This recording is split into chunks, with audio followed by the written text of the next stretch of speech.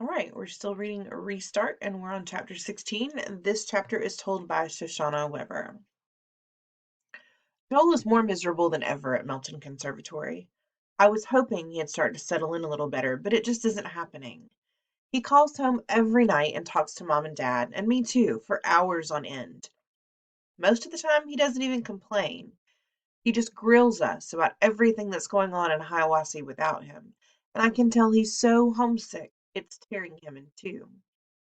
The other night, he Skyped in just to watch me give Mitzi, our Cocker Spaniel, a bath. Mitzi had gotten loose that afternoon, and when she came home, she was covered in crushed leaves and some kind of syrup or honey. It took 3 soapings and half an hour with a comb to get her clean. Joel stayed online for the whole thing and helped me talk her through it. He even refused to go down to the dining hall for dinner. This was the kid who formerly wouldn't be in the same room with Mitzi because she made him sneeze. I don't dare mention my project with Mr. Solway to Joel. What if he asks who I'm working with? I'm not going to lie, but how can I tell him? And he'll see right through me if I try to fudge my answer, as in, oh, just some new kid. Twins can read each other even from miles away. The hard part is, Video Club is one of the things Joel asks about the most. I give him updates on the progress we're making with the video yearbook and provide play by play on Brendan's pathetic attempts to get Kimberly Tooley to notice him. These days, that's the only thing that gets a laugh out of Joel. I work very hard not to say anything that might lead him to ask a question I can't give him the answer to. He's come close a few times. J.W. Piano Man. Did you ever look into entering that national video contest? Shosh 466. Tons of homework in 8th grade. That's what it's come down to between us. I don't lie, but I don't tell the truth either. It's sad, because my project with Mr. Solway has turned into the biggest thing in my life. We should have been done 2 weeks ago. We already have so much material, we could cut it off any time and still have more than we could ever use. But it goes beyond just the great interviews we're getting. We've really made friends with the old guy. Most of the time, we're barely working anymore. We take him out for walks. He treats us to lunch. We had a picnic once. Chase and I have really bonded with him. There, I said it. Chase and I. Just like Mr. Solway has become part of my life, so has the kid that Joel and I call Alpha Rat. To be honest, I hardly ever think of him by that nickname anymore. I want to. I know it's an act of Weber family loyalty, and I'm on board with that. I could give a college level symposium on all the reasons why Chase used to be the rattiest rat ever to drag his rat tail through the primordial ooze. That's not the point. There's no question he was ratty then. Problem is, he isn't very ratty anymore. He's like a version 2.0 of himself with all the bad stuff written out of the programming. He isn't even that bad when he's with Beta and Gamma rats. They're doing community service at Portland Street, so we run into them here and there. The three of them still act like friends, but there's definitely some kind of tension in the group. I can't tell if it's Aaron and Bear who are wary of Chase, or Chase who is wary of those two. Maybe it's simpler than that. If the biggest jerks form a club, everything starts to fall apart when one of them isn't quite so jerky anymore. There's only one explanation, and it's about as unchaste as you can get. He's nice. I thought he was showing his inner bully when he pulled the football team off Brendan that time, but I was wrong. I sure haven't seen any other signs of that from him. The biggest indicator of how much Chase has changed is the way he is with Mr. Solway. The Solways never had kids, so Chase has become almost the grandson the old guy never had. At first, I think Chase was just impressed by the Medal of Honor winner, but it's gone way beyond that now. As much as Mr. Solway likes me too, the real bond is between him and Chase. I'll always be your friend, and occasionally when Mr. Solway forgets, your girlfriend. The first time he called me that, Chase turned the color of a mature eggplant. I'll bet I was even darker purple than that. She's not my girlfriend, Mr. Solway, Chase mumbled in embarrassment. She's just, and he clammed up again because he was about to say a friend, but he was afraid I'd get mad at him for that. Back then, I probably would have. I'm not so sure about today. We're in video club together, I supplied. The old guy rolled his eyes. You keep telling yourself that. Just because Mr. Solway is no longer the hermit of Portland Street doesn't mean he's all sweetness and light. He's still a pretty crusty guy who speaks his mind and doesn't worry about who might disagree with him. He barks arguments at TV news commentators he believes are idiots and watches sitcoms with a straight face to prove they're not funny. He's convinced that the Hubble Space Telescope is fake and the pictures it sends back are created in a Hollywood film studio. He's stringing a necklace out of all the gout pills he refuses to take. It's his plan to present it as a going-away present to Nurse Duncan when he drives her so crazy that she quits. Come on, Mr. Solway, Chase chides. You like Nurse Duncan. She's good to you. She's incompetent, is the growled reply. I don't have gout. I just have a sore foot every once in a while. Let's see how much tap dancing she's doing when she's my age. He's entertaining. He can be exhausting, too. Sometimes Mr. Solway even exhausts himself and falls asleep in our faces. When that happens, Chase puts a blanket over him and we tiptoe out.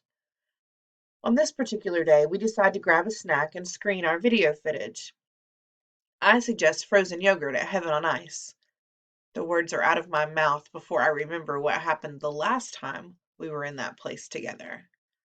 He looks worried, so I add, I promise not to dump anything over your head. Heaven on Ice is just a few blocks away. We load up Sundays, pick a corner booth, and start to preview the day's efforts on the flip cam. It's good stuff.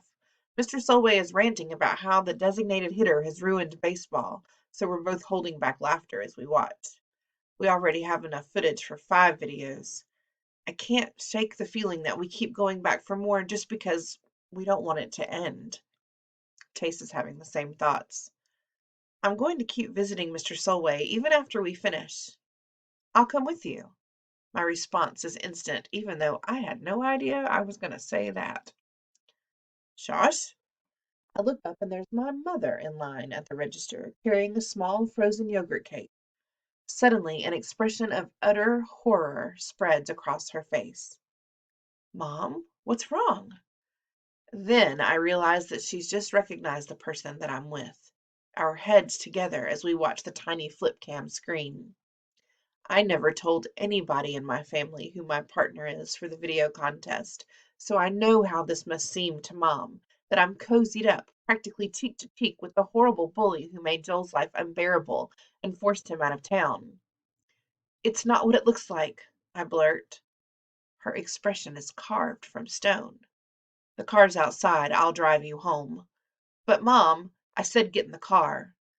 Chase stands up. Mrs. Weber.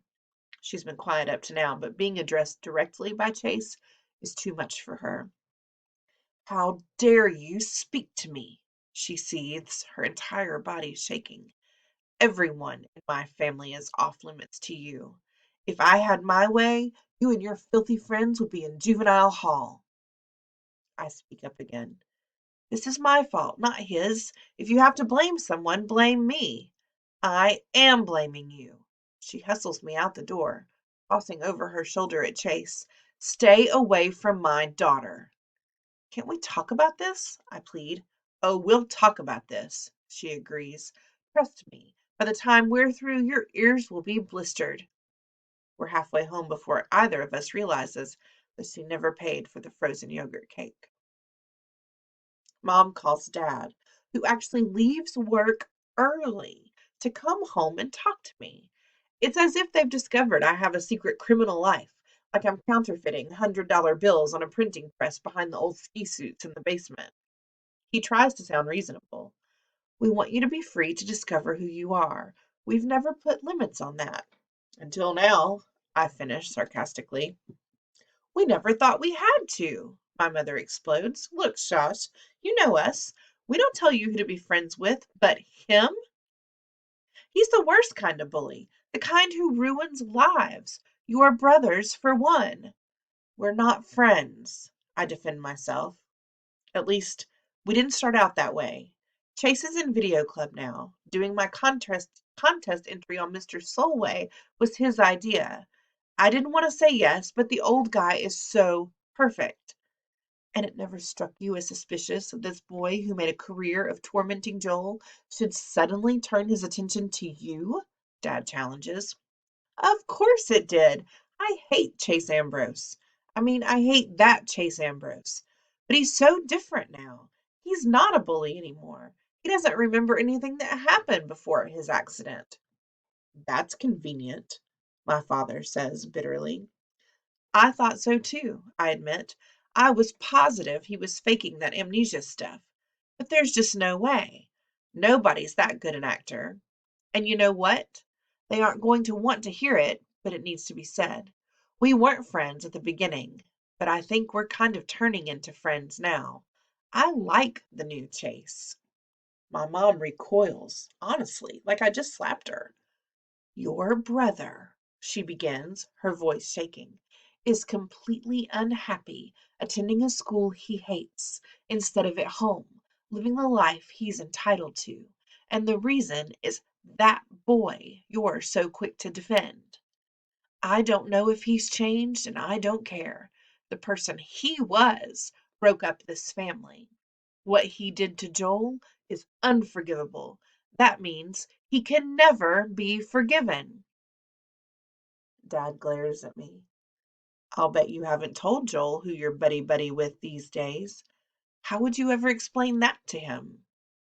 Well, that hurts because he's exactly right.